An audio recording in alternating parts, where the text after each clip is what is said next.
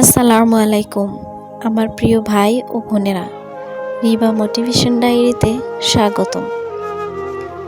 আপনি কি কাউকে যতই ভুলতে চান কিন্তু কোনোভাবেই ভুলতে পারছেন না, মন থেকে সরাতেই পারছেন না?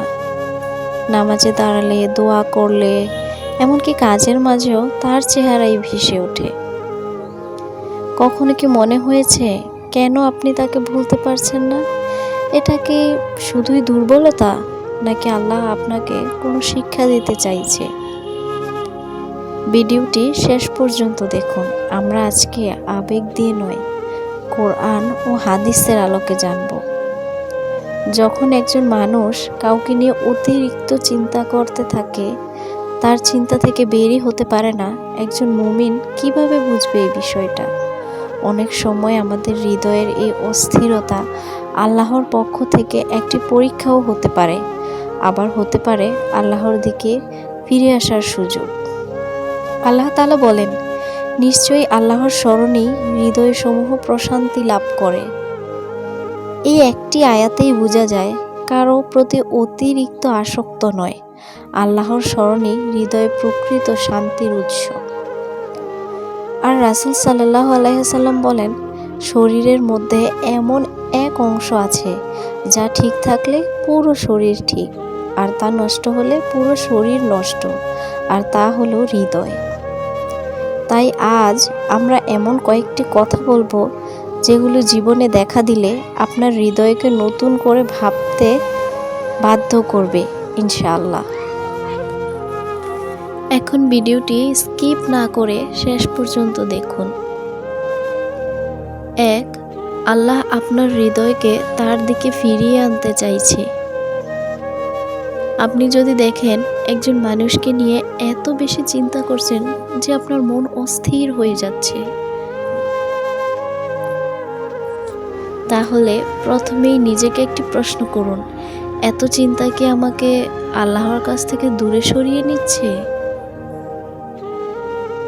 নাকি আল্লাহর আরো কাছে নিয়ে যাচ্ছে? যদি কোনো মানুষকে নিয়ে চিন্তা করতে করতে আপনার হৃদয় শান্তি হারিয়ে ফেলে, তাহলে এটি আল্লাহর থেকে সতর্ক বার্তা হতে পারে। তাহলে আল্লাহ আপনাকে স্মরণ করিয়ে দিচ্ছেন, তুমি মানুষের উপর নয়, আমার উপর ভরসা রাখো।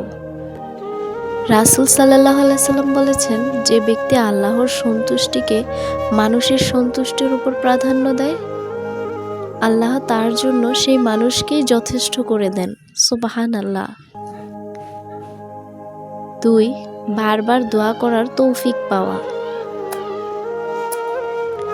যদি দেখেন সেই মানুষটিকে নিয়ে চিন্তা করতে করতে বারবার আপনার হাত দোয়ার জন্য উঠে যাচ্ছে, আপনার চোখ অশ্রুতে ভিজে যাচ্ছে, আর আপনি আল্লাহর কাছেই সমাধান চাইছেন, তাহলে এটি কল্যাণকর লক্ষণ হতে পারে।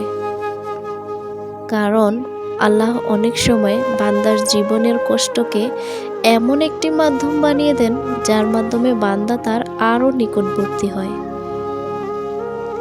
আল্লাহ বলেন, আমার বান্দারা যখন তোমাকে আমার সম্পর্কে জিজ্ঞেস করে, তুমি বলে দাও আমি তাদের অতি নিকটে, যে আমাকে ডাকে আমি তার ডাকেই সাড়া দেই। দেখুন, হয়তো আপনি সেই মানুষটিকে পাওয়ার জন্য কাঁদছেন, কিন্তু আল্লাহ চাইছেন আপনার কান্না তাকে আরও বেশি স্মরণ করুক। অনেক সময় মানুষ আমাদের জীবনে আসে শুধু আমাদের হৃদয়কে আল্লাহর দিকে ফিরিয়ে দেওয়ার জন্য। রাসূল সাল্লাল্লাহু আলাইহি ওয়াসাল্লাম বলেন, দোয়াই হলো ইবাদত। তাই কাউকে নিয়ে চিন্তা করা যদি আপনাকে আল্লাহর কাছে বেশি বেশি দোয়ার জন্য উদ্বুদ্ধ করে, তাহলে নিশ্চিতভাবে সেই আপনার জন্য নির্ধারিত। এটা ভাববেন না, আল্লাহ তাকে আপনার জন্য কবুল করতেও পারেন, আবার তার থেকে উত্তম কিছু দিতে পারেন, কারণ আল্লাহ তার বান্দার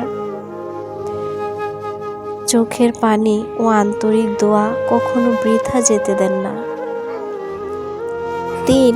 আল্লাহ আপনাকে ধৈর্য ও তাকওয়ার পরীক্ষায় রাখছেন। যখন আপনি একজন মানুষকে খুব ভালোবাসেন কিন্তু তাকে পাওয়ার কোনো হালাল পথ নেই, কিংবা এখনো সময়ই হয়নি, তখন আপনি কোনো জিনার পথে না গিয়ে আল্লাহকে ভয় করে তার উপর তাকওয়া করেছেন। সে সময় আপনার হৃদয়ে কষ্ট হয় স্বাভাবিক, কিন্তু সেই কষ্টকে আবেগ দিয়ে না বুঝে আল্লাহর আদেশকে বড় করে দেখেন। তখন আল্লাহ বলেন, যে ব্যক্তি আল্লাহকে ভয় করে তাকওয়া অবলম্বন করে তাকে কষ্ট থেকে বের হতে পথ বের করে দেই এবং এমন জায়গা থেকে রিজিকের ব্যবস্থা করে দেই যা সে কল্পনাও করতে পারেনি। সূরা আত-তালাক। যদি কারো প্রতি চিন্তা আপনাকে বারবার আল্লাহকে স্মরণ করায়, জিনা থেকে বাঁচায়, ঈমানীভাবে আপনাকে সংযত রাখে, তাহলে এটি আপনার পরীক্ষা। এই পরীক্ষায় উত্তীর্ণ হলে হয়তো সেই মানুষকে উপহার হিসেবে পেতে পারেন স্বয়ং আল্লাহর কাছ থেকে।